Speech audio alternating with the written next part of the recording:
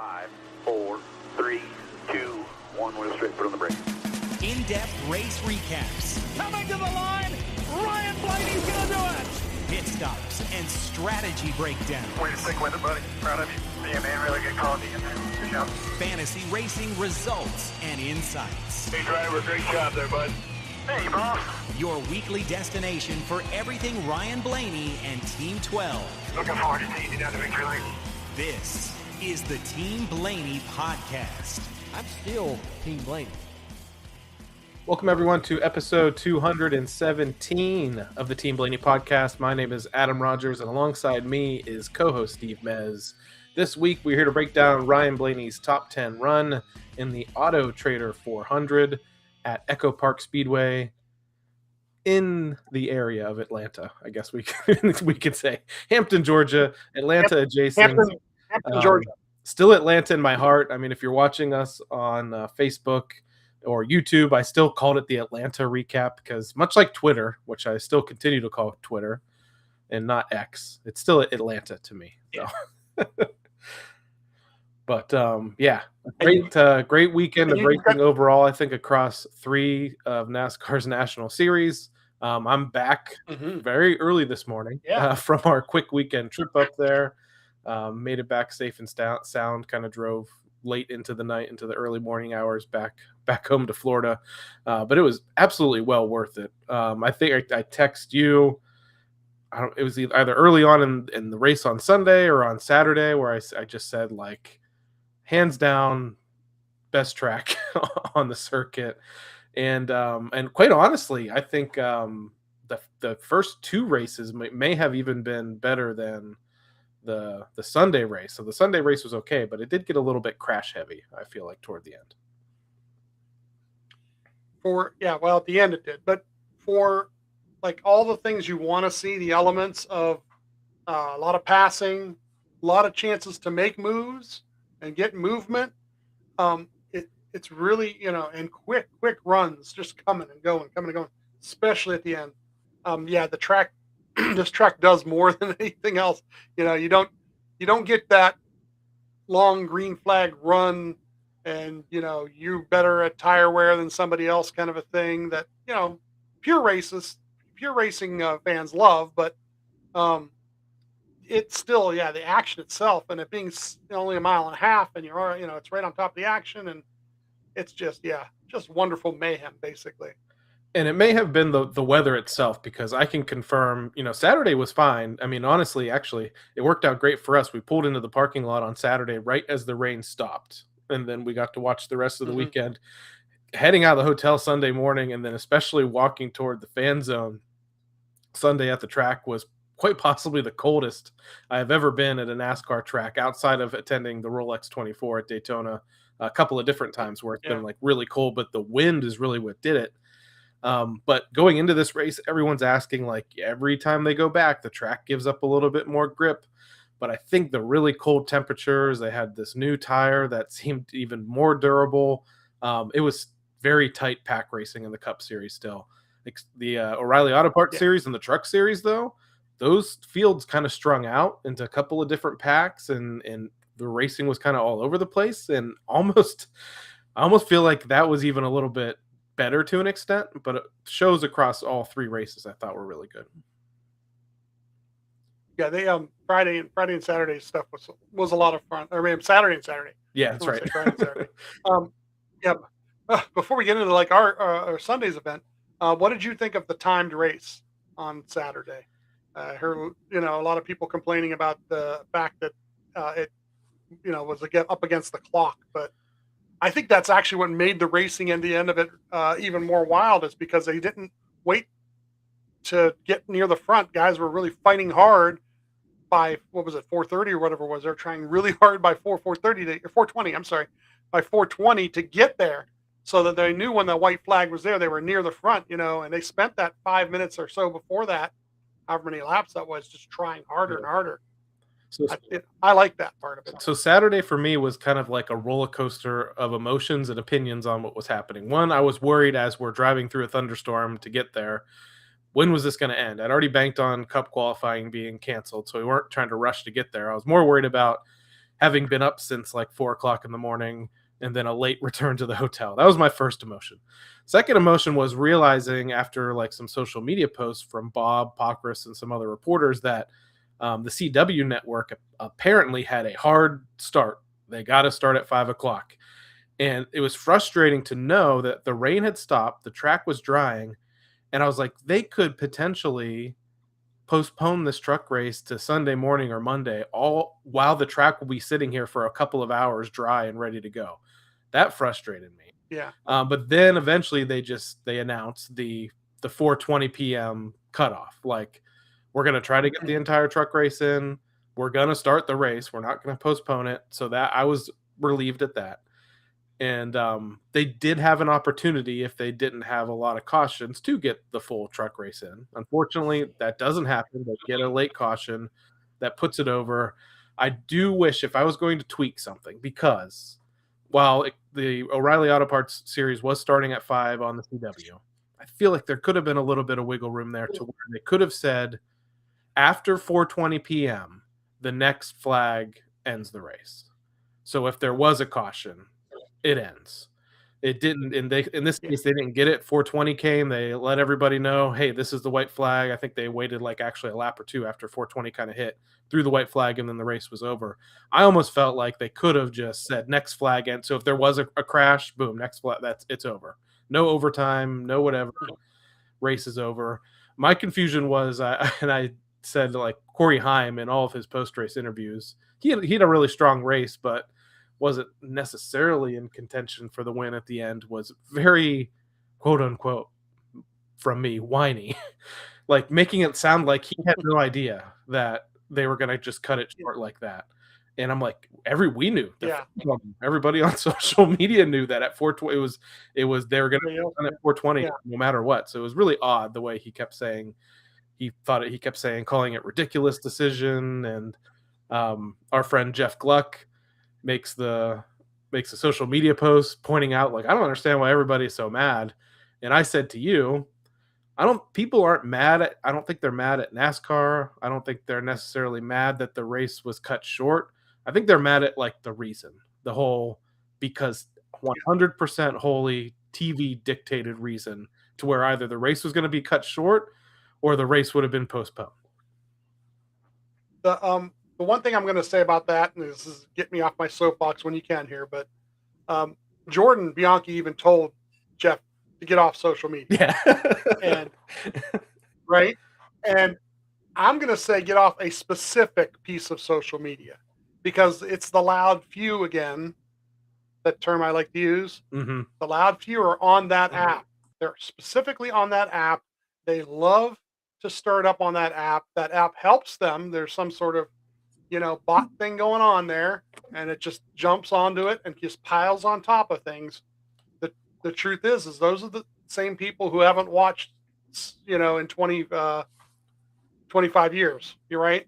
Those are some of the same people. They all have a loud opinion about things, but the reality is, I think it made the racing better. First off, secondly, you look into it, and I realized that I thought, oh well, they could have raced a little longer, but the truth is a certain amount of time to take down a pit box and put another pit box up.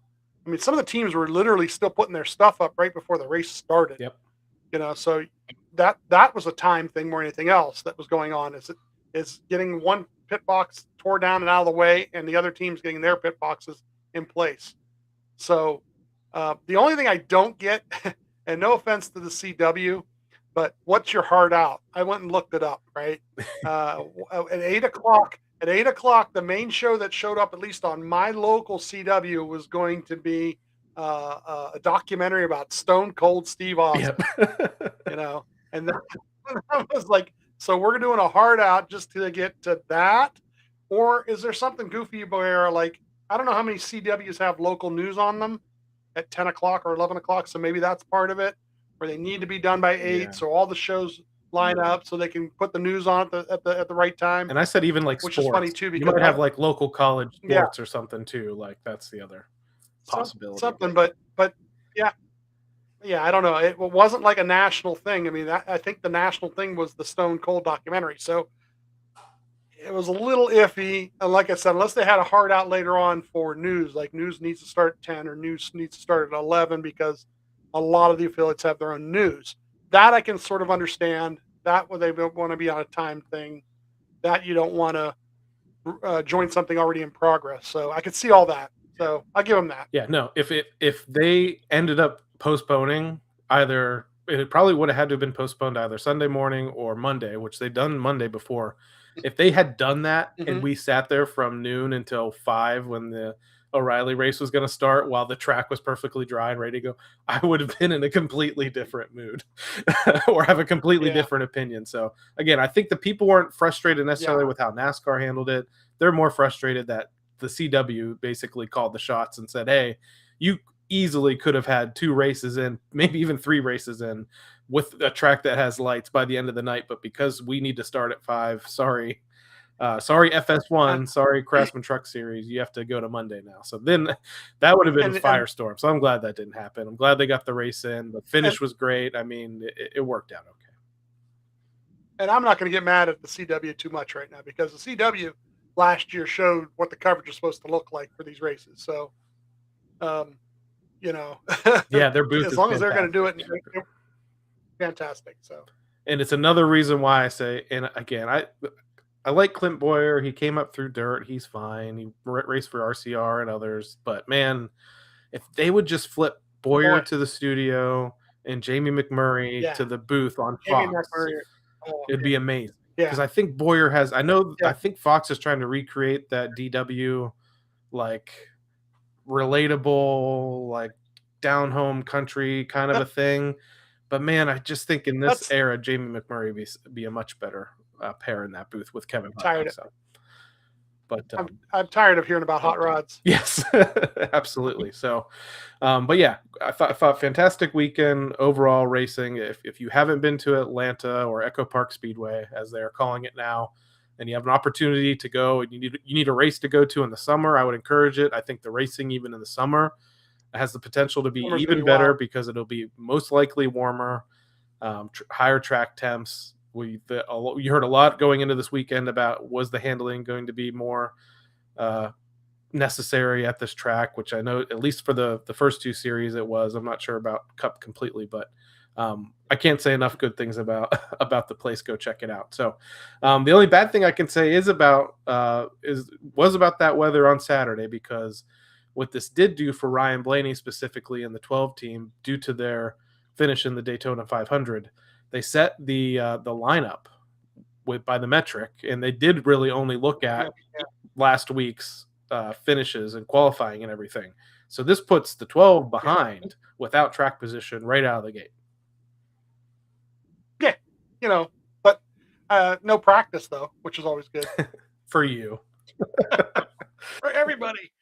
No practice is good for everybody. We all know that because then the guys can't dial the cars in as quickly. It takes a stage or two to get things together sometimes. So yeah, they're set by the matrix here. Started set 22nd. On the pole, of course, is the 45. Pit stall 38. This one was a little tricky to watch on the in-car cams because behind the 9 and in front of the 10, there were a couple times where they had to come in and around, and a couple times that the 9 had to come around them. So Ryan did an extremely good job. If you watch the in-car cameras on HBO Max, extremely good job of looking out of his camera and seeing what was coming, because there was 1 or 2 times where Jonathan said go go go, and he waited a second, and he waited a second because he could see it was coming, and he avoided having an accident happen. So um, we had the 3 car failing the inspection a couple times there, so he had to go to the rear of the field. Stages were 60, 160, 260, 9 sets of tires, fuel run of 64 to 70 laps.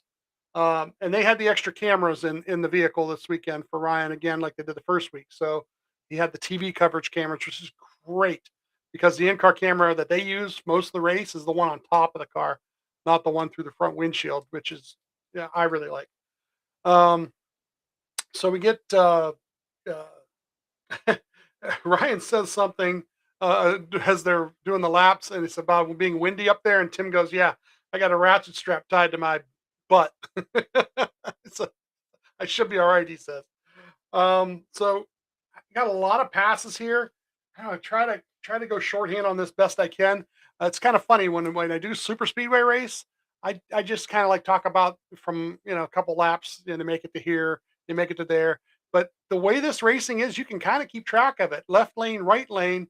This lane moves past you a little bit, you lose a spot or two. You move up a little bit, and you can kind of keep track of who they go past. So within the first couple laps here, by lap 3, he's up to 17th. Then at lap 4, he gets to 16th here, passing the 71. And then he decides to cut across and go down to the low lane. And that's where a lot of this happens. Like, you get a run going, and if you can get past somebody and get to an opening, that's what you try to do to get forward. So lap 6 here, passing the 4 and the 8, he gets to 14th. By lap 7, passing the 7 to get to 13th. And then lap 10 here, the low lane, but he's behind the 77 and the 23. So some of the guys are going to be pretty competitive with all day.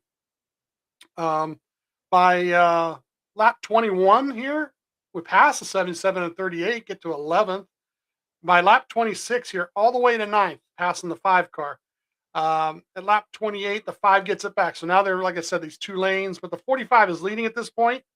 At lap 29, the 2 gets by, so we're 11th here. And then lap 30 here, passing the 5 and the 35 to get to 9th. The 6 is taking the lead, and I've got the 77 pitting here. And I didn't exactly see, he hit the wall, I believe, right? Yeah, I mean, it was one of those slapped a little bit on the right hand side. He was making one of the moves that he was making. He got tight and just went right into the wall. Fell all the way to the back of the pack and rode for maybe about a half a lap, and then eventually came down pit road, and then goes a lap down from there. And then you might mention it as the recap goes, but he did a good job initially of trying to try to not go 2 laps down. I think he eventually does, though, before the end of the stage. No, he went 2 laps down pretty much right in this sequence. And he ends up being lucky dog the first time to get one of them back, and then lucky dog the second time. So he gets it back as we go along. But at lap 35 here, we pass in the 47 and the 9 to get the 7th here. At lap 36, passing the 6 to get the 6th, and the 22 is taking the lead at this point. So, we're up in 5th and 6th here, halfway through the stage. At lap 41 here, the 45 and him are back and forth. Lap 42, he kind of gets sucker holed in a 3 wide and shoot backward, right? All the way to 12th. The 9 is taking the lead, though, by lap 45. So now we start working our way back forward here at lap 47 to 11th, the lap 48 passing the 8 to get to 10th, the lap 49 passing the 88 and the 2 to get to 8th. Lap 50 here, the 88 and the 2 get it back. At lap 51 here, passing the 21 to get to 9th. At lap 52, passing the 88 to get to 8th. Lap 57 here, we're going from 10th to 9th, passing the 88 again. The 23 is taking the lead. And at lap 58 here, the 88 gets it back. We're in 10th. The 2 is leading at that point. So at lap 60 here, the 2 winning the stage. And, Ryan's back to 12th at that point. So, stage 1 gets a little bit sloppy. And right away, Ryan's talking about being numbers tight in traffic. Kind of got blocked a few different times that he says I shouldn't have. So he kind of like thinks he might have put himself in a bad position, basically, which is what happened to Suckerhole. Yeah, and that's a big thing that happened for him during the day a lot, was he'd make a lot of moves, and then it seemed like not every time he went and made a move to the outside, and he would get a big run, somebody, specifically the 77 a lot, would just move right up in front of him, kill his momentum, and then they would drive off, and he'd go sliding back like a few positions. So that was the frustrating part. I mean, it was good to see in the stage his ability at that time to go to the back. Well, he drove all the way to the front from the back, relatively far back to begin with, and have to do it again a few times. But it seems like he would, and this was an all-day thing for this car, he could drop all the way back to 18th or so, and then could get back into 10th, and then would end up settling in between 10th and 13th, and then sometimes would get up to 5th or 6th, and then still slide back a little bit more. He didn't. Some of his teammates, Joey and Cindric, had the ability to drive their way to the lead on their own, but it just seemed a little bit different this race. It was, this race in particular. And it's funny is something his dad used to say when we were talking to back in the 22 days, where the car, he'd go through practice qualifying, and he would tell somebody, and I've got like a 10 to 15th place car, and I think that's kind of what this seemed like to me, is like this was probably a 10th place car. And if he got a little bit higher than that as the race went on and maybe was able to hang on to it, great. And they did some strategy things to make sure he got up there, right? As we're going to find out. So this point here, 4 tires waiting on fuel. So this one, and everybody pretty much waits on fuel here. So they pit when it's open here. Now the 9 missed his pit box in front of Ryan and had to back up. They were in P10, out P13 here, but we were speeding penalty here in section 10. So this one's on Ryan. So if anybody on TV saw him go to the back, it was a speeding penalty. It had nothing to do with the pit crew. Ryan pretty much apologized here.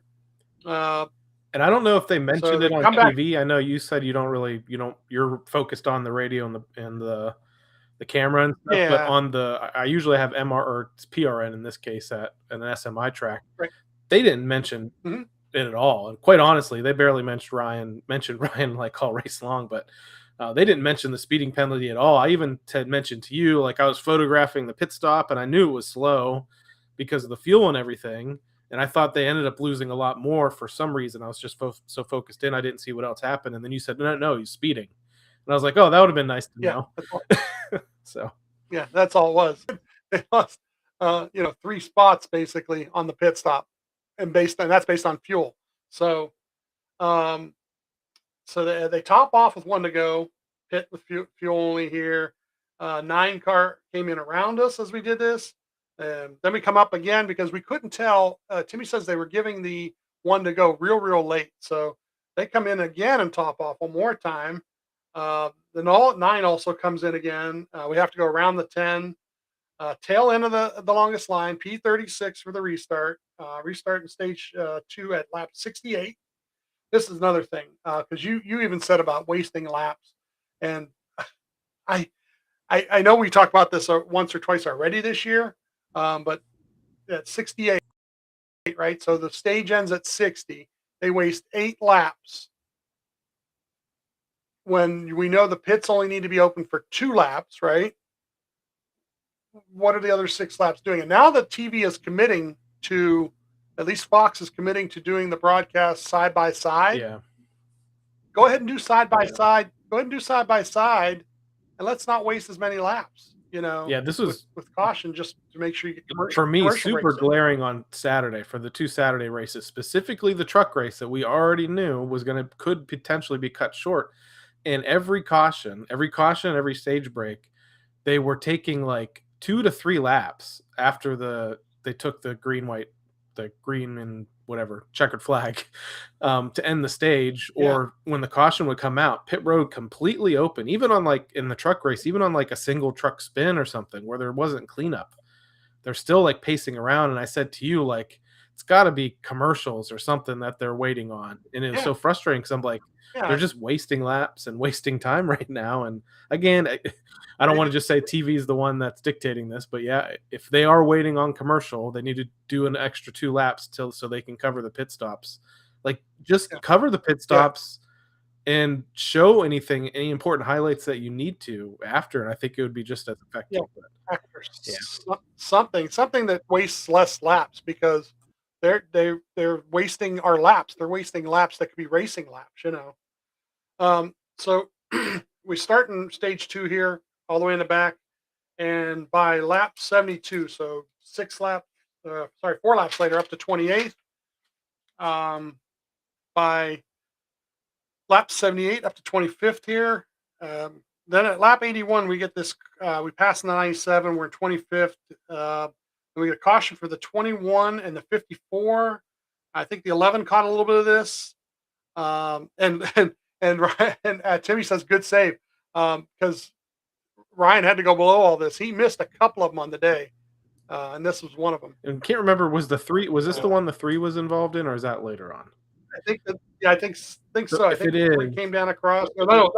The 54 come across the nose of the 21.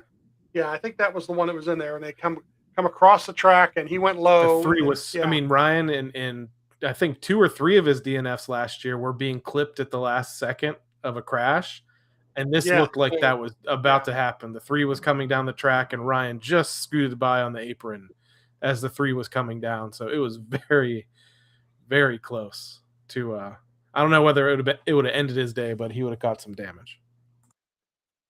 So Jonathan asks about doing an adjustment here. He tells Ryan we'll probably lose about 4 to 5 spots.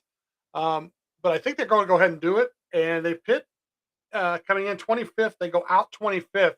It's a 10.380. And I don't know where I saw the top 10 pit stops on the day for 4-tire stops, but this was the 7th best on all of the day. And it's the only time they really make a 4-tire stop without worrying about fuel. So really good here. As a matter of fact, Jonathan tells them right away, make sure you take care of fuel here coming out of here.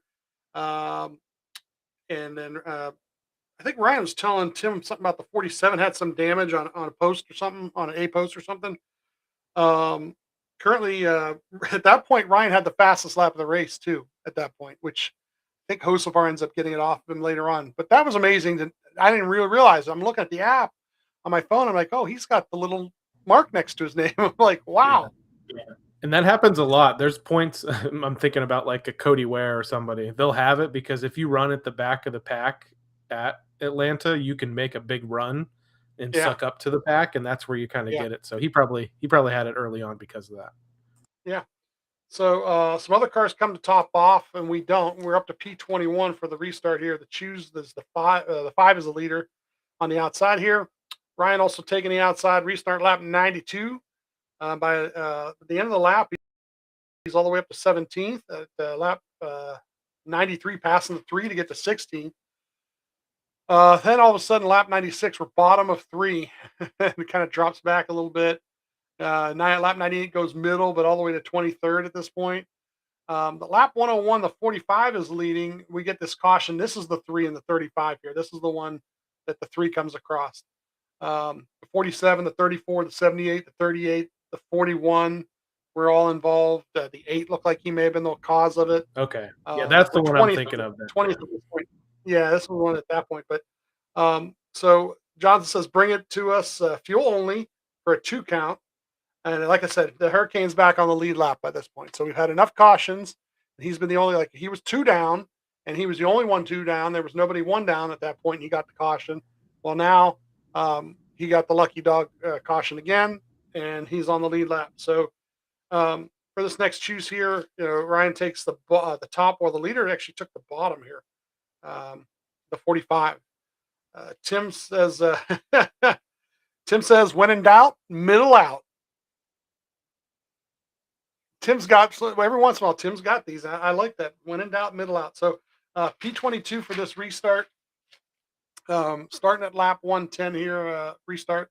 And, it goes between 20th and 21st for a little bit here. By lap 120, we got all the way to 14th, passing like the 11 and the 48. Then we kind of get a little bit of a pass back in the next lap or two. And by lap 123, we're back to 20th. So we're kind of in that range where it's like just an ebb and a flow.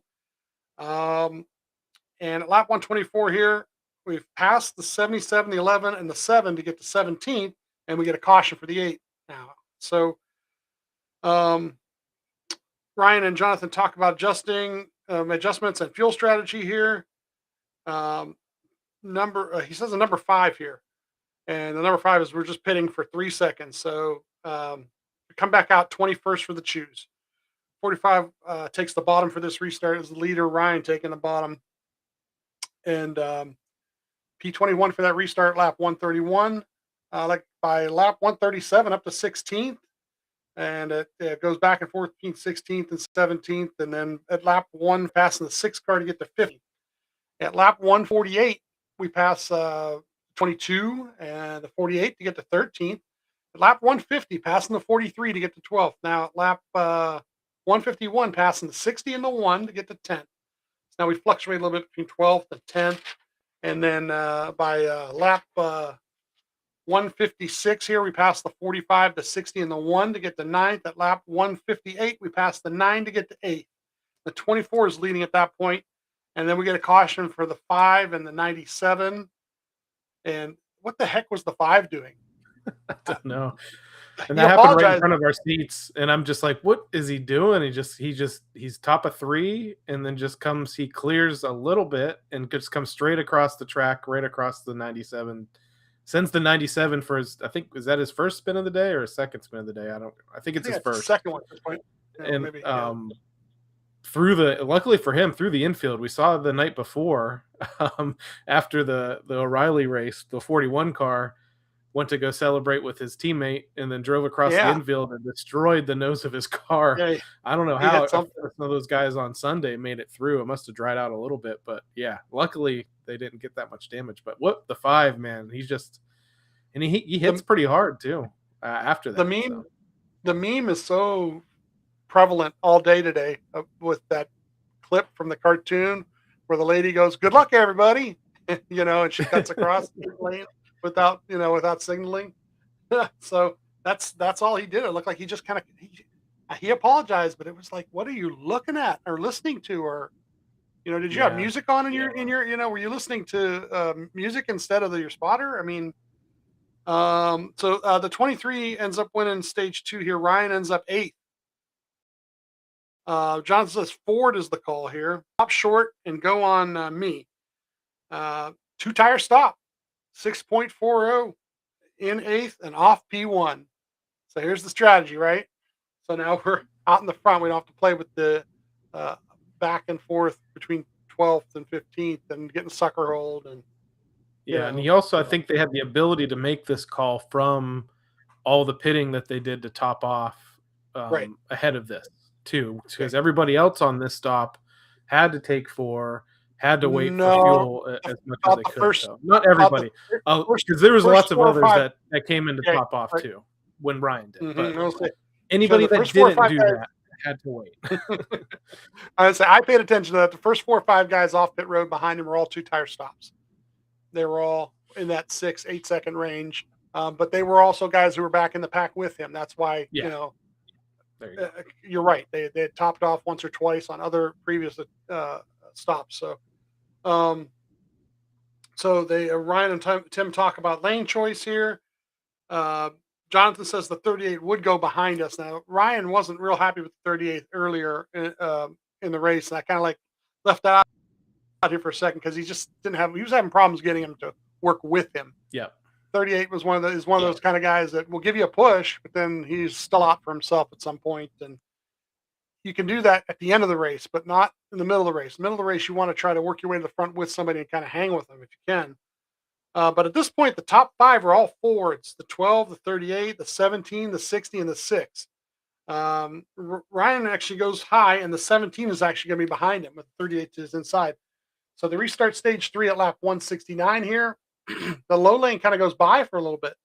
And then at lap 171 here, the 6 leads. Ryan's back to 4th. The 38 almost crashes in front of us by himself. He was having some handling problems. Lap 172 P5, lap 173 here, passing the 24 to get to 4th. The 11 is taking the lead at this point. Lap 174 here, the 24 gets by. We're back to 5th. At lap 175, passing the 24 and the 6 to get to 3rd, with the 19 leading. Lap 180 here, the top 4 are all running the high lane, clear of most of the others. The 19 leading, the 11 is P2, and that's kind of what I was hoping. It kind of settled down a little bit. Let's try to get to the next pit stop that we got to make, and then get to the end.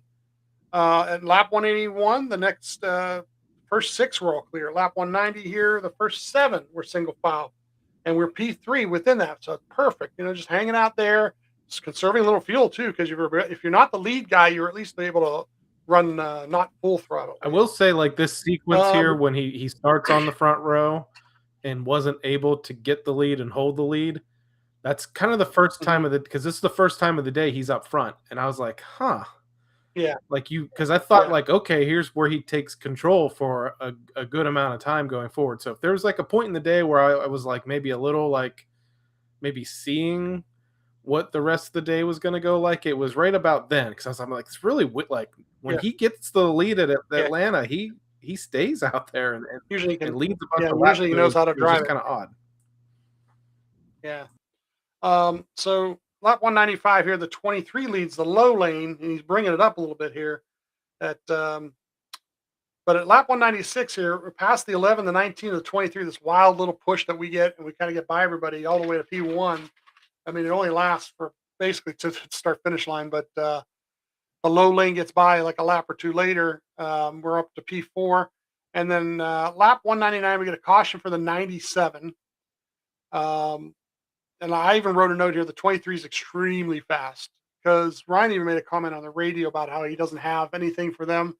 And that's the thing. It's like the 23 could pull up in any lane he was in and just go by you without even a good push from somebody. Yes. So, and I think that people were even saying better, like 23:45, like even their straightaway speed too. Yeah. They seemed like, and the JGR car drivers actually even said they're faster than us. So, which is odd because they buy their base cars from JGR. So from JGR, yeah. Yeah, because he says I don't have that. So the 19 is leading, and this should be the last stop. So John says body armor is going to be the call here. So this is a fuel only stop in P4 out P3.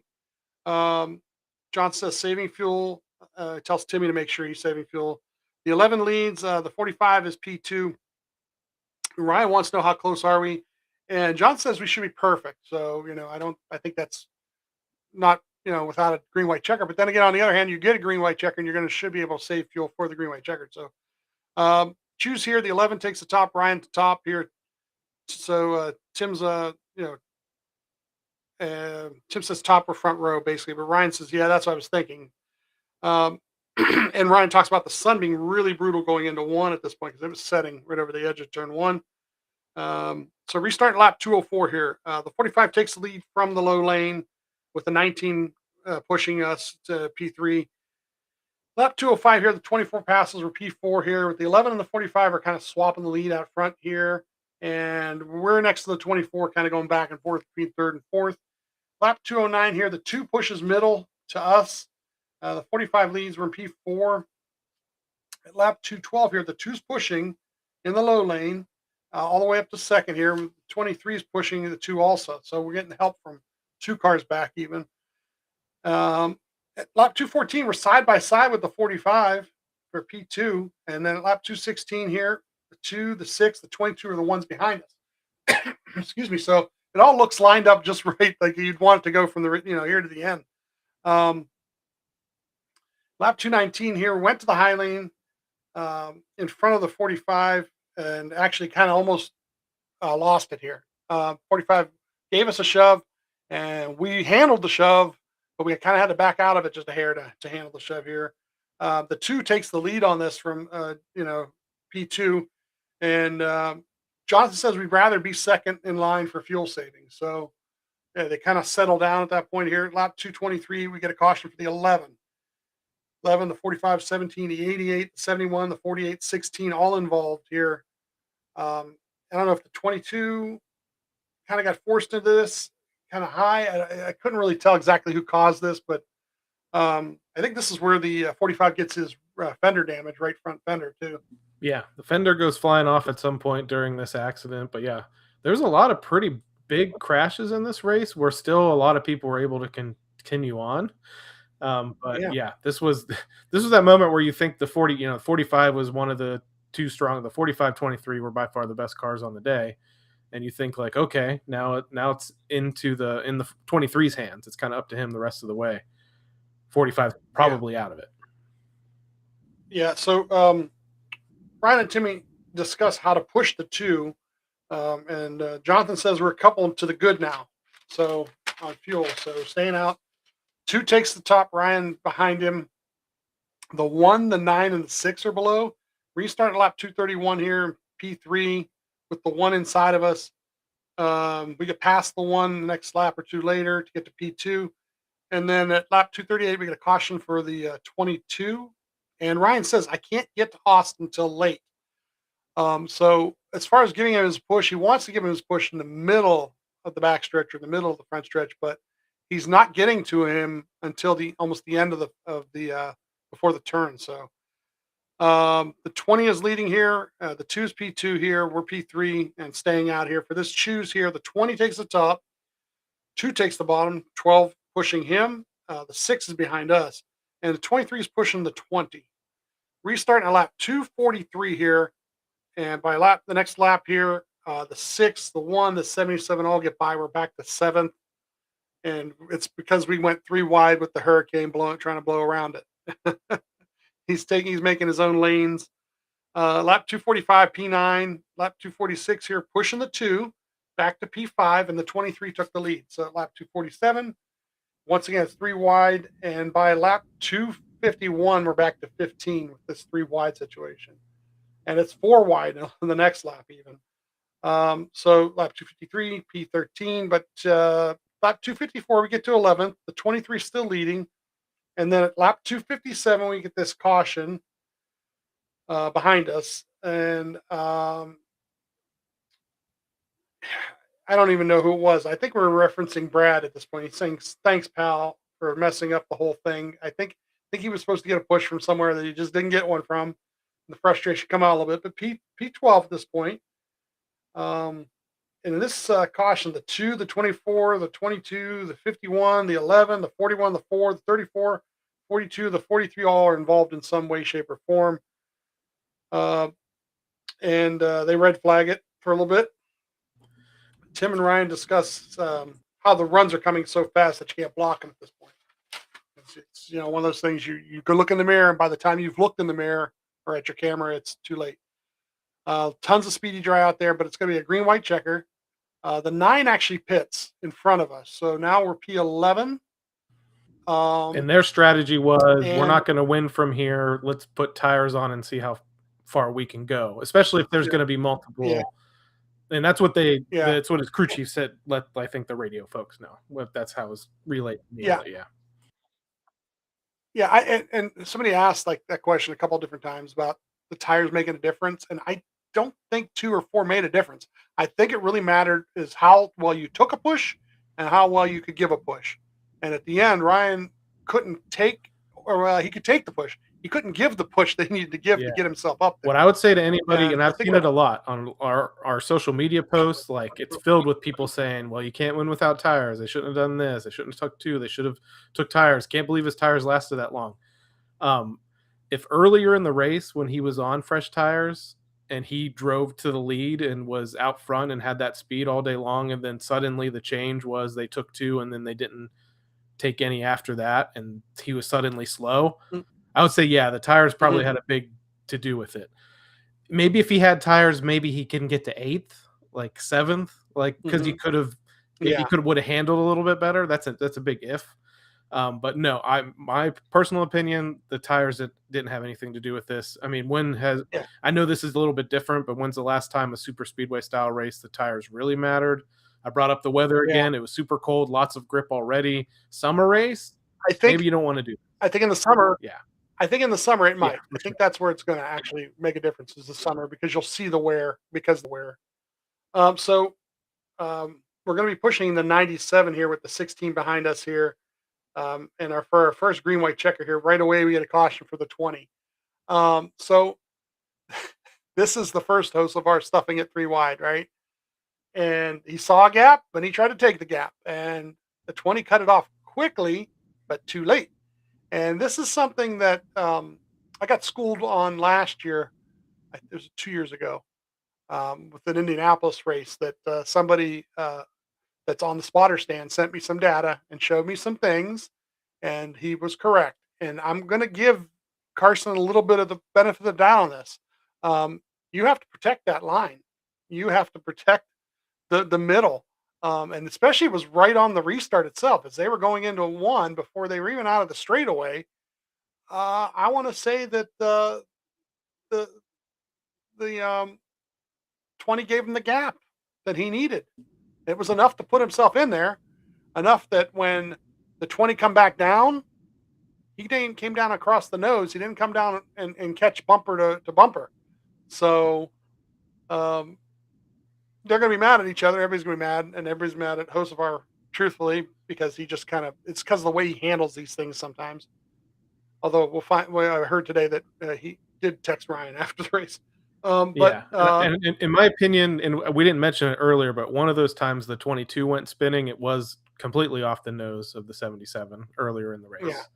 Yeah. So, In my opinion, on that specific incident, I think it's one of those where I will say it was 60-40, like yeah. 60 Hocevar, 40 Bell. Like if Yeah. Hocevar He was, left. and I'll go. I want to save my opinions on him till after we're done with the Yeah. recap.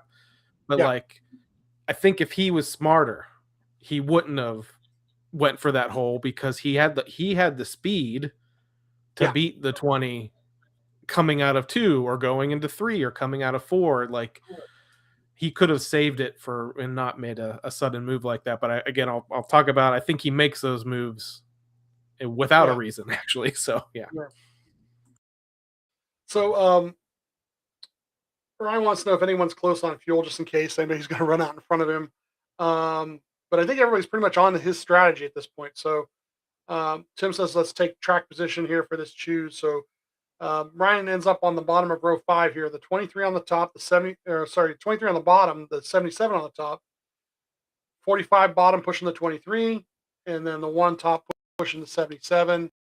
And that's where we get the green white choose. And what it was this was Bubba's fault, and he knows it afterward. I think one of the things he finally said it, like where he tried to go up and block, but the thing is you go up and block and you left too much room inside of you. And once again, the 77 was going to take any hole he could find, and the 1 had given him a huge shove by that point, so he had nowhere to go but around you, and you left him a gap inside of you. So that's what caused that melee. The 45 takes good advantage of it, gets himself out front without a right front fender, and wins. And Ryan ends up P10 from back there trying to push where he's from. But like I said, his problem from the third stage on was pushing. He was not good at pushing. He couldn't get to somebody, couldn't get to him before the turn. He closed the gap coming in, and not to the last lap or two do you really want to push anybody in the turn. So yeah, he was just kind of a little bit. He had a 10th place car. If he would have got a 5th place out of it, it would have been an excellent day. And sometimes you have those kind of days, but they maximized it and didn't finish in a melee in 27th like the prior week. So got some stage points, got a decent finish. So the thing, and I mentioned it to you, that I noticed from Ryan in that last stage, especially after he had gotten the track position and then had lost it and was trying to fight his way back. Like I think he knew he wasn't going to be able to drive up there on his own because of whatever he was lacking. And I mentioned to you, like his strategy suddenly became make the big move, then drag back to the person behind him and essentially rely on them to give him the push, where the guys like the 23 and the 45 and the 77 could make the move and drive off. Like, so Ryan, like he just didn't have the drive off. I got some comments as well, and this is from TV. Jamie Little did a pit report and said she talked to Jonathan Hassler, and that he mentioned they did come to the track with a little bit different setup than they had in the past. And we don't really know much more than that. We don't know like what direction they really went in. All I will say is like they'll make whatever changes they need to make going into the summer race and do what they need to do. I mean, again, they did come in with a different tire in this race, so that could have impacted things. The weather could have impacted things. The wind, I don't know how much they talked about the wind on the broadcast. They mentioned it on the radio, but more just that it's probably impacting the cars, but they didn't go super in depth on that. So like you said, about a 10th place car. I know fans and even us have much higher expectations than that. Especially of a guy that I think was tied with Suarez for the most top 5s on this configuration. And he's, finished P2 a few times, close to winning there multiple times, had the ability in the past to drive from the back to the lead and not just kind of to the front and not have to rely on strategy. So I totally understand why there's some fans out there that are disappointed. But when we talk about the point standings, I think there's a lot to be positive about, especially considering the finish that they had last week. So I wanted to save this Hocevar discussion just because, and maybe just an overall, and we don't, again, this isn't the Carson Hocevar podcast or the Carson Hocevar bashing podcast or anything like that, but he's going to be a talking point this week. I think he was in all 3 Daytona races, and then he was in the truck race and the Cup race this weekend. He either crashed himself or crashed people in every single race. And in some instances, except for the Cup race, did both. Yeah. I keep hearing a lot of people like, when's he gonna get the benefit? When are people gonna stop, blaming him for being reckless or doing this? When's he gonna get the benefit of the doubt? I'm like, well, you kind of have to earn it right now. So that's why, even though we kind of discussed the incident with Bell and put a portion of the blame on Bell for kind of closing Yeah. that hole late, 77 does not get the benefit of the doubt right now. No. I liked Carson Hocevar when he was coming up. He's driving for Nice, who's not like a powerhouse team, but he's kind of overachieving. He got his first win. He used to do the silly hat thing, and he gets his win, and then boom, immediately gets elevated to the Cup Series quick. I don't like how that was necessarily handled. I don't like Carson Hocevar. I think he's reckless. I said it on this show last year that it annoys me that he's very open about like not wanting to study and not approach things the modern way. He even did another interview again recently talking about how he thought Suarez and McDowell were going to get along really well as teammates because they both are really into the data, and he hates looking at the squiggly lines and doesn't care about that. He just goes off a feel. And I said on the show last year that he makes a lot of moves. He's super fast, talented, fast. Does not, when he makes decisions, he's not calculated. He just, like you said, he sees the hole, goes for the hole. Doesn't think about the consequences, doesn't think about what's going to happen on the other side of the hole, doesn't think about what's going to happen if the hole closes. He just sees it and goes, which is why I think Atlanta suits him so well, even more so than Daytona or some of the other places, because if he has a fast car and he makes those moves, it doesn't matter whether he was calculated or not. So I don't like him. I think he's reckless right now. I think in 5 years, he's going to probably have lots of wins and be a contender.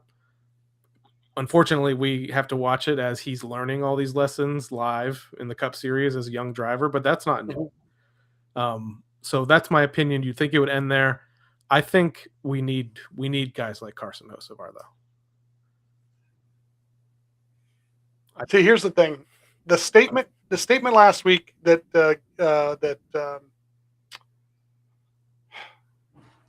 Cletus said after the truck race, that he said that Carson gave him advice, and the advice was, if you cause the wreck, you won't be in the wreck. And I think if that's his philosophy, that's the problem, because that is somebody who doesn't care about what's going on around him. And that is the recklessness that I don't like. Mark Martin never drove that way, right? You want to go back to a guy taking a run and taking it properly and doing something with it. How about Ryan 2-3 years ago at Talladega, right, where he gets the push and he gets out and goes down low and he gets in front of somebody, he slows it, and they race side by side to the line, not stuffing it in a hole, not just like, good luck to you, because here's what I'm going to do. Those are the things that are still causing friction with him and the other drivers. And the reality is you have to still race with those other 35 guys every week, right? And they need to depend on you to do some things, at least, that they can anticipate so that they don't end up getting hurt. And when you make statements like, well, if you cause the wreck, you're not going to be in the wreck, and that's your philosophy, or that's what you're telling guys, I'm sorry, and then you're making jokes about it today too on social media, right? There's memes and stuff that he's bringing out and making jokes of. But in private, he and I guess Ryan actually put it out on Door Bumper Clear that Carson got back to him already and apologized for some things. But you shouldn't have to apologize every week. You make a mistake or two, that's one thing, and hopefully you don't have those very often. But man, every week there's somebody else that's the new guy that hates him, and I think that's on him. I always said, if everybody around you is a problem, maybe actually you're the problem. I think he needs a bigger mirror. Yeah. And like I said, I don't like him. I think he's reckless right now. I wish he would at least project. And he might be, I think we talked about this last year, he might be projecting that he doesn't care and he doesn't study and he doesn't do this stuff when he really does. He is only 23. It might not be the cool thing to let everybody know that you're really doing your homework. They want you to just think that you just hop in and drive and you're fast. I think I think to some extent that's more of a persona that he's trying to put out there, but I think we need him. I think we need guys like that. The fan reaction to him, driver intros and stuff, it's split, but he is really popular. He did an autograph session on Sunday, and the line was like wrapped around the hauler like a couple of times and out onto the concourse. Like, we need guys like that. I just wish he wasn't around Ryan a lot. And in this race, he was, when I mentioned people that would Ryan would go to make a run and someone would throw a horrible block and Ryan would lose 5 or 6 spots. 5 out of 6 times it was the 77 was the one that did it. I just wish, and I think a lot of people are saying, I just wish he was calculated. I wish he did think about the next step after he made moves, because I actually think that's where, once he figures that out, is when he's going to be dangerous and he is going to win, because that inherent speed that he has is kind of insane.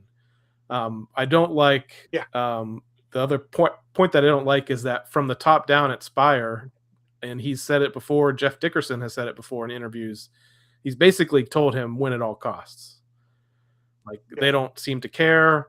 They're not going to be like Justin Marks was at Trackhouse when, Ross Chastain got into a kerfuffle with the Hendrick cars, and then suddenly Rick Hendrick is calling Ross and telling him to settle down, and Justin Marks is like, yeah, he probably needs to settle down, and Ross has and hasn't won as much since then.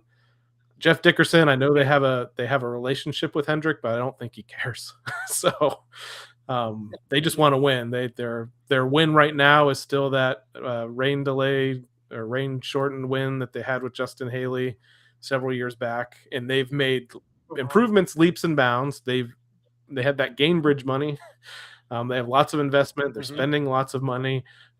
There's a whole Chris Gabehart situation going on right now that we don't necessarily need to get into on here. So I just wish that Carson would control things. I mean, selfishly, it's having not being a fan of his, I don't really want him to, because I don't want him to take wins away from Ryan.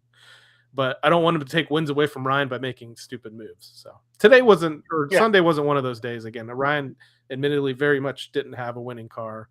Maybe if it was a race of attrition and more people in those crashes were actually taken out, he would have had a shot, but just didn't have the speed this week. So, but there's still positives to bring out from this weekend and Ryan Blaney, and the fact that got stage points in both stages and comes out of the weekend with a top 10 finish. And maybe this has always been happening, but it is really refreshing, or at least interesting, for these probably first 5 or so races of the year. And Chase Briscoe in his interview and like some others, you're starting to hear we did have a really good points day, and they're really paying attention to where they are in the top 16 because the win and you're in is gone. And I think part of that is because some of those elite drivers that drive for those big teams early in the season, even if they've had a couple bad runs, they didn't really care about the standings, because they know, when I get to Martinsville or when I get to Pocono, I'm really good. They're like, I can just win and I'll be in the playoffs. It's not a big deal. But now I think they are laser focused on that 16. And that's the storyline that I'm like geeked out about being back again, because we really didn't care about the points until a couple races before Daytona, the cutoff race. And then we're looking at the bubble, and we're looking at who's super high in points that doesn't have, which Ryan was one of those, Truex was one of those in the past, that doesn't have a win and could fall out. So that was the storyline then. But now we're going to have this top 16 storyline going for a long time. And what you also see from this, so fenderless Tyler Reddick wins the race, has won back-to-back races. NASCAR's increased the winner's share of points by 15 points. So Tyler Reddick now has a 40-point lead on the field after 2 races. So we're immediately seeing the difference in increasing the winner's share of points versus years past. Because if he didn't have that, he maybe only has a 10 or 15. I don't want to do the math. Whatever, 10 or 15 point maybe 10. Lead on the field. So 10, So top 10 in points right now as follows. I'll let everyone know right now, Ryan Blaney is 8th overall in the point standings after this weekend's race at Echo Park Speedway. That's up 2 positions from where he was after the Daytona 500. 8th position, he's accrued 67 points, and that's 58 points back from the leader, Tyler Reddick. Bubba Wallace is in 2nd. He's up 6 positions after Daytona. Chase Elliott is in 3rd. Carson Hocevar has had 2 really strong weekends so far. 4th position. Zane Smith is in 5th. Teammate Joey Logano is in 6th. Spire Motorsports newbie Daniel Suarez is in 7th. Again, Ryan is in 8th. Brad Keselowski is in 9th. Chris Buescher 10th. Chastain 11th. Noah Gragson is in 12th. William Byron 13th. Ryan Preece 14th. Chase Briscoe 15th. And Shane Van Gisbergen, who was super aggressive in this race on Sunday, making lots of moves. He was one of the guys early on that was making a lot of going 3 wide middle to advance his position a lot throughout this race. Spun multiple times down through the infield, rebounded. The Trackhouse cars were just fast. And again, Shane, we've said before, he's getting stronger on ovals with the spotter that he has. Daytona, Talladega, Atlanta. That could be a place where he could easily get his first oval victory. Would not be shocked. But already 2 races in and heading to Coda next week, Shane Van Gisbergen is in the top 16 in points. So for people that thought this would immediately eliminate him from the playoffs or the chase, it's not looking that way early on in the season. No. Just outside the top 16 are Ty Dillon and Allmendinger. Now, looking at notable guys that are outside of that chase cutoff right now, Kyle Larson in 21st, Kyle Busch in 24th, teammate Austin Cindric in 26th, Denny Hamlin in 27th, Christopher Bell in 31st, Bowman 32nd. Those are the notables, but that's a lot. And we're again talking about storylines. There it is. Yes, most of those guys 10 races from now will probably be in the top 16 or dang close.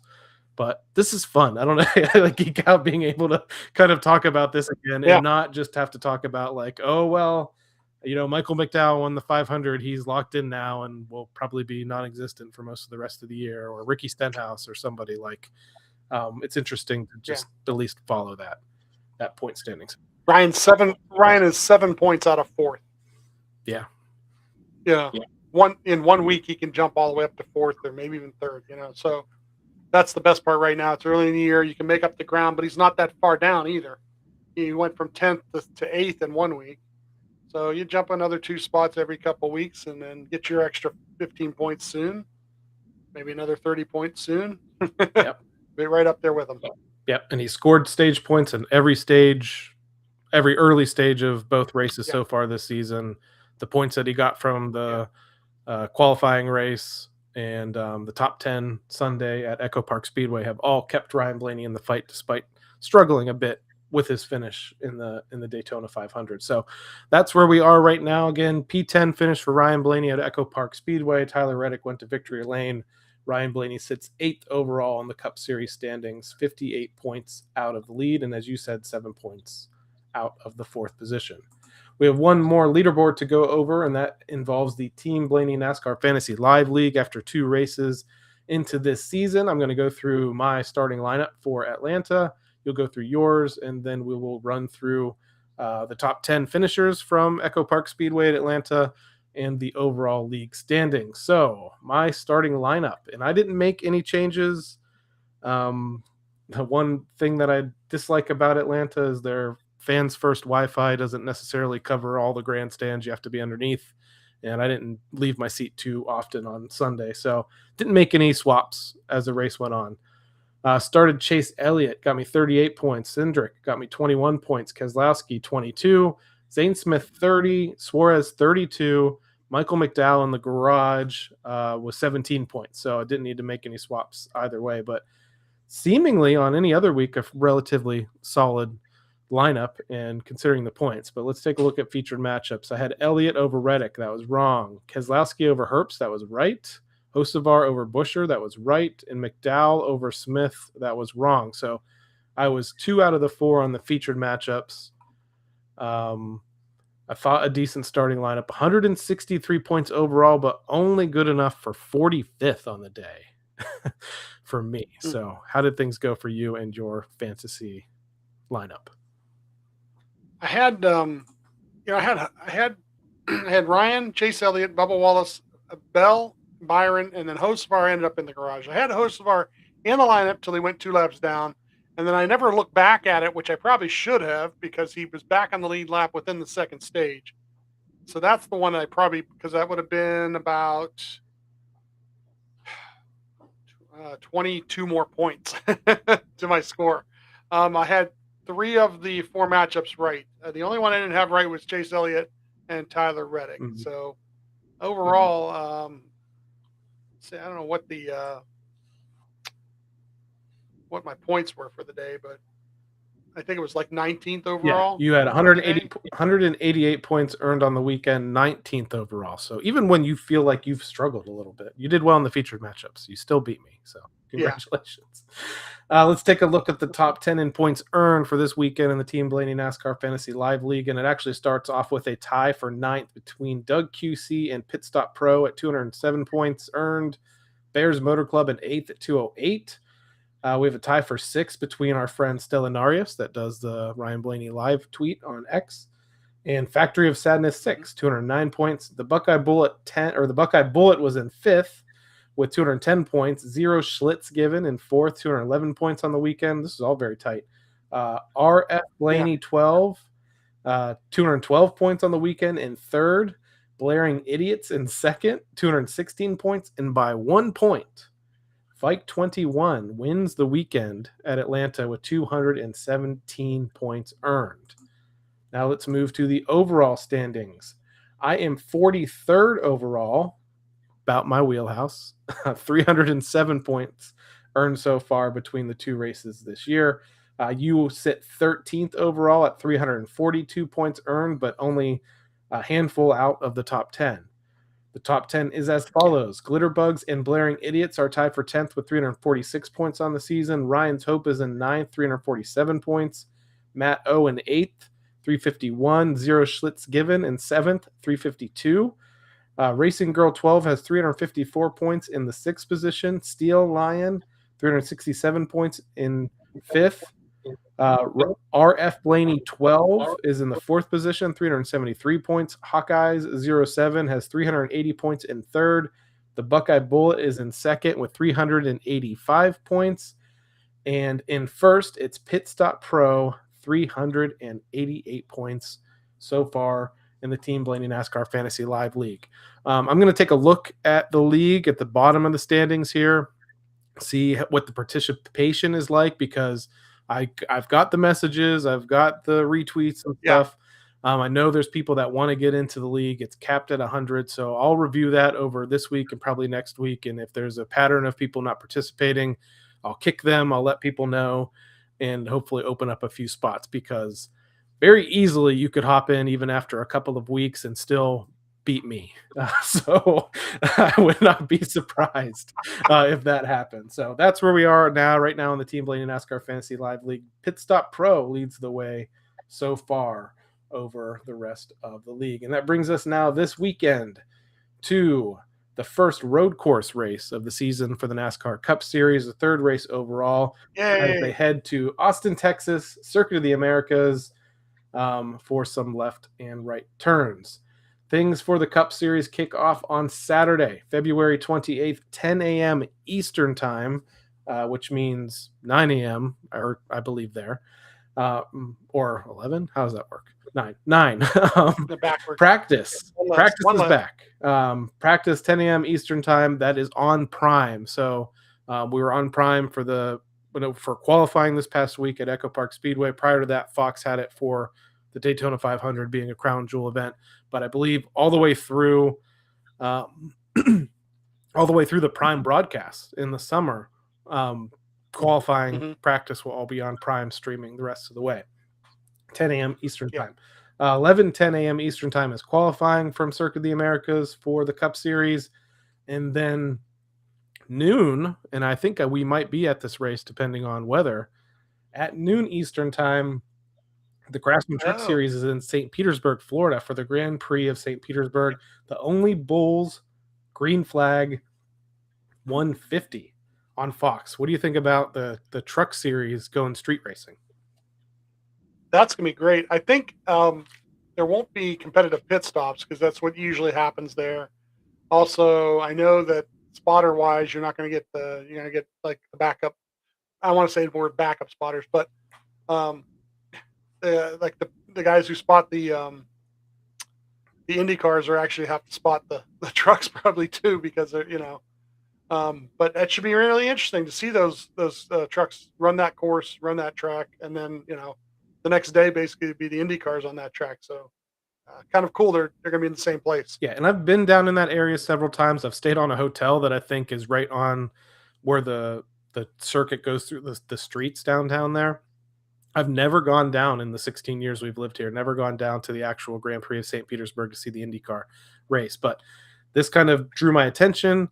There is rain in the forecast Saturday morning. I think this race is supposed to go off at noon. So much like for the Daytona 500, we're probably going to wait until Thursday or Friday, see what things are like, because we don't want to, it's only like an hour and a half, 2 hours away from us. So don't want to drive down there and stand in the rain, but I'm really looking forward to it. I hope we get to go. Hope we get to see what the racing is like down there. I don't think we'll do grandstand. I think we'll do the kind of walk around general admission ticket and see what that's like. But yeah, the trucks for the first time going street racing, because they didn't get to go to Chicago, did they? I don't think they did, right? No. Yeah, it was so just Xfinity. Yeah, so Fox for that broadcast. So not FS1, Fox for that the broadcast for the NASCAR Craftsman Truck Series on Saturday at noon Eastern time for the Only Bulls Green Flag 150. The O'Reilly Auto Parts Series has their race, the Focus Health 250, on Saturday at 3 p.m. Eastern time. That is on the CW network. And then Sunday, March 1st, turn the calendars, 3:30 p.m. Eastern time, the Duramax Grand Prix powered by Relodyne at Circuit of the Americas for the NASCAR Cup Series. Once again on Fox, HBO Max for the in-car cameras, PRN, Sirius XM, NASCAR radio on the radio. Ryan Blaney at Circuit of the Americas. He has made 5 starts there so far, 1 lap led, average start 20.2, average, and that's, I'll go with that. Average start 20.2, average finish 15.0. That average start comes with 1 pole within that. In 2022, he did set the pole there at COTA. No wins, no top 5s, 1 top 10. I'll go through his finishes there. 17th, 6th, the year that he got the pole. 21st, 12th, and 19th. When we did our season preview for Ryan and we went through all the regular season tracks and we talked about road course racing, this was kind of the outlier of the season and was a little concerning because from 2022 to 2024, statistically, Steve, I know you don't always agree with me, statistically, they struggled on road courses, qualifying, racing, even stages, unless they did some strategy to stay out and get stage points, they struggled. 2025, we talked to Ryan, we talked to crew chief Jonathan Hassler, because we noticed an uptick in performance on road courses in comparison to all of the other years with the next gen car. They said Ryan's focused in on sim last year. Most of the elite cup drivers don't do sim anymore. They have other guys from the O'Reilly Auto Parts Series or the Truck Series that come in and they work throughout the week and they're reserve drivers and they do sim. Ryan focused on sim in 2025 on road courses. Started working with Joey Hand, whose name you might see this week as a possible reserve driver for Brad Keselowski, who works with Ford Racing as a mentor, as a teacher on road courses. I'd like to think just Ryan's ability in adapting to this car has made a big difference as well. We didn't necessarily see lots of amazing top 5 runs last year on road courses, but we saw maybe a couple, but we saw speed. We saw finishing higher in stages. We saw running up toward the front. We saw a lot of promise, I thought, and I'm hoping that continues this weekend at Circuit of the Americas. We saw a pole, heads up pole against the king right now against SVG and held him off. SVG said he had, when Ryan ran some good consistent laps out in front of SVG gave him a lot of credit for what he did. One thing that, not to fight back about what you're saying, but I'm all COTA is one of these Steve. ones. I'm all statistics.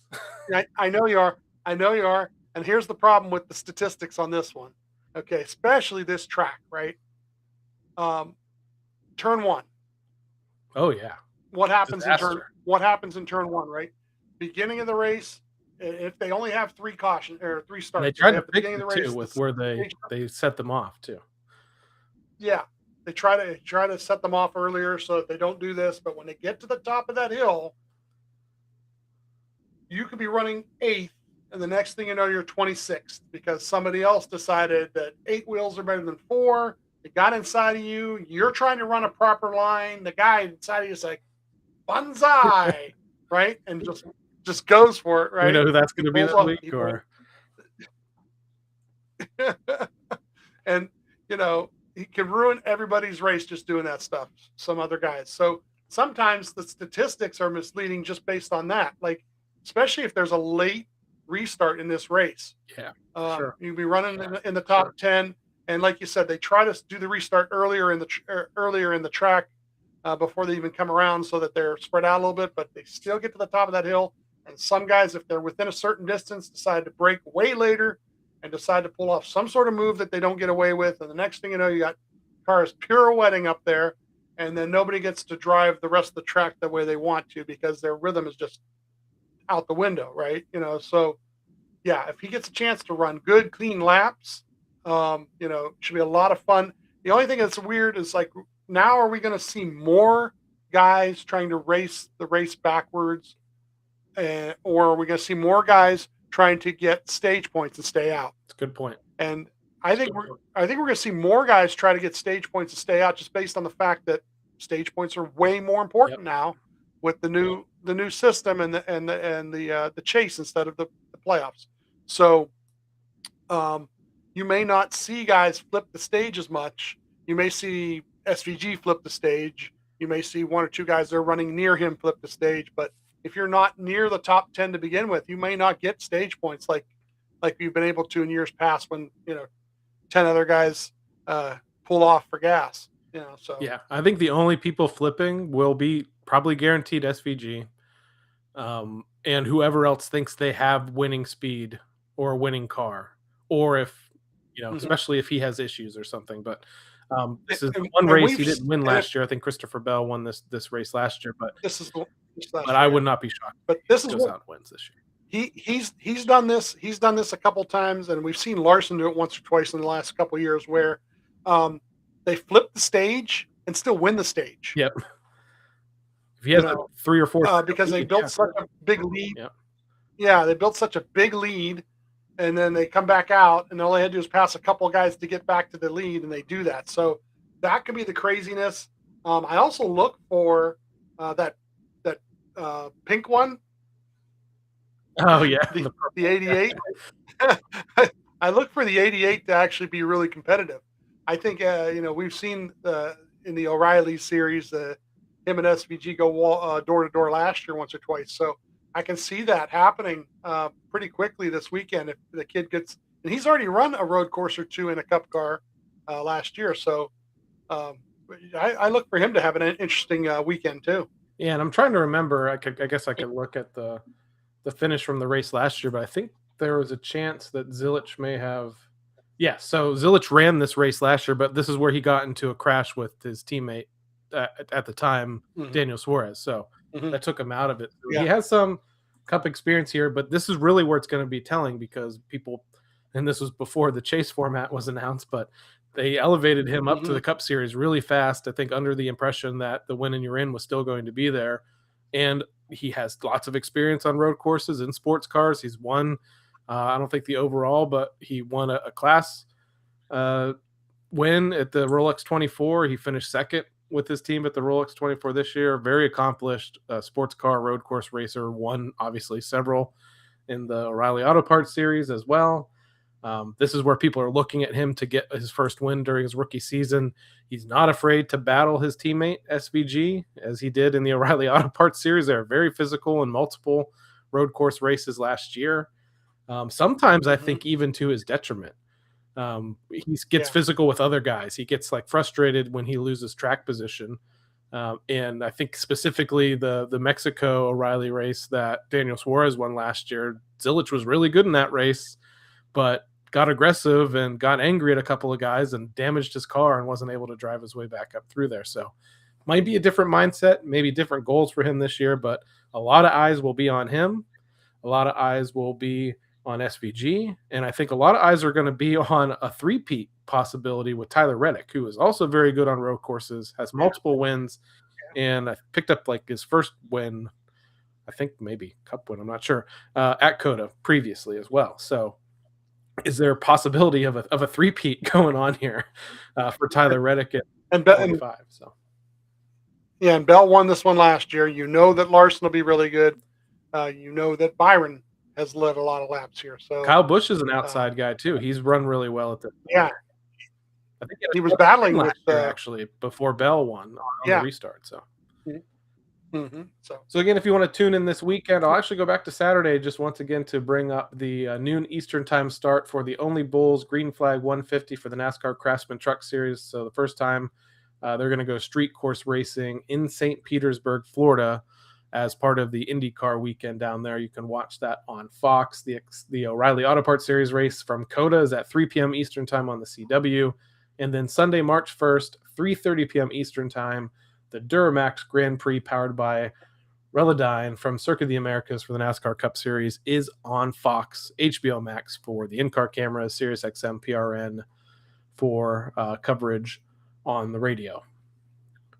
So, Steve, I think that mostly wraps up this week's episode of the Team Blaney podcast. I did want to mention one thing we should mention is for everyone to keep the Fedua family, specifically spotter Tim Fedua and his family, in their thoughts and prayers this week. Tim lost his father, Butch, ahead of the racing weekend at Echo Park Speedway.